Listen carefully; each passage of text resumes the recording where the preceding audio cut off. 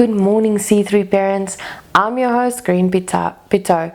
If you want to learn more about gentle discipline, awesome parenting tips, awesome parenting hacks, click on the subscribe button below, ring that bell, and follow us on YouTube. So today we are going to start right away and off the bat about the inconvenience and the sacrifice that it is to be a parent. Often and a lot of the times we make decisions for our children. We have made the decision that we want to expand our family by adding kids to the mix. But even before we decided to add kids to the mix, we have either engaged in long-term relationships or in relationships, and I am aware that there are families that consist out of one adult who decided they would like to be a parent and they adopted, or they had a surrogate, or they even had a baby for themselves. But here's the thing: the moment you have made that choice to add a child to your family or to your life in that degree, in that intense situation that is parenting, you have made the decision that you will have to make sacrifices, that you will be inconvenienced, that life for a very long period of time, close to 18 years, will not revolve around you or your partner, but it will revolve around your kids.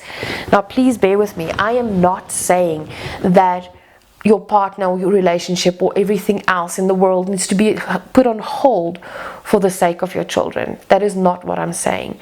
What I'm saying is that you have made the decision that you will make sacrifices for another human being that cannot return sacrifices for you. A baby cannot sacrifice anything for the sake of their parents. They're not consciously able to make that decision. They're not capable of taking care of themselves. And raising a child basically boils down to constant negotiation between the age that they're in, the ability of responsibilities that they can carry, and the sacrifices that we make to make sure that they grow up to become healthy, involved, consciously aware, creative problem solver adults, and then obviously able to connect, that they don't have abandonment issues, that they don't have a fear of authority, that they don't have to heal from their own childhood. So when we talk about the inconvenience and the sacrifices we make, it means that we as parents and as adults need to get to a point where we realize, yes, it is a long-term project to raise a child, but the inconveniences and sacrifices we make is a short-term impact on our life. If you think about it, 18 years, the majority, the expected lifespan of a person, of an adult, is about, depending on which country you live, about 65 and up. And so for 18 years, that's literally a drop in the bucket. It's a quarter of their lifetime that you have your child, where you can actually have a direct impact on who they are and who they will become. For us, that 18 years is also a quarter of our life. But it's the sacrifices that we need to make, the inconveniences we experience, have certain time limits within that 18 years. Let's take, for instance, the first year of a child's life. Majority of children only starts crawling or bum shuffling, that's the mean, at about 8 months, 9 months, 10 months. That is what is viewed as the norm. I always say in the courses that we offer that when we think about something on a milestone chart or on a growth chart, there's a norm. The norm is, let's say 1,000 kids have been tested or have been followed or have been tracked, and only number 500 or number 499, only one will specifically be right on that line, tripping that line. The rest will fall on different sides of it. But the norm is usually where the majority of the flow would roundabout be. So it's not definitive that your child will have to start crawling at 10 months. Genetics play a big role, and I'm getting derailed, but my kids actually started walking before the age of 1. But up until like within the first year, the amount of sacrifices that you sacrifice on your sleep, which usually the norm is you're going to sacrifice on your sleep at least until your child is the age of 3, because that is where the norm of the sleeping through milestone is. You're going to have to feed your child, and they won't be able to feed themselves, and they only start like trying to feed themselves in the last 6 months of the first year.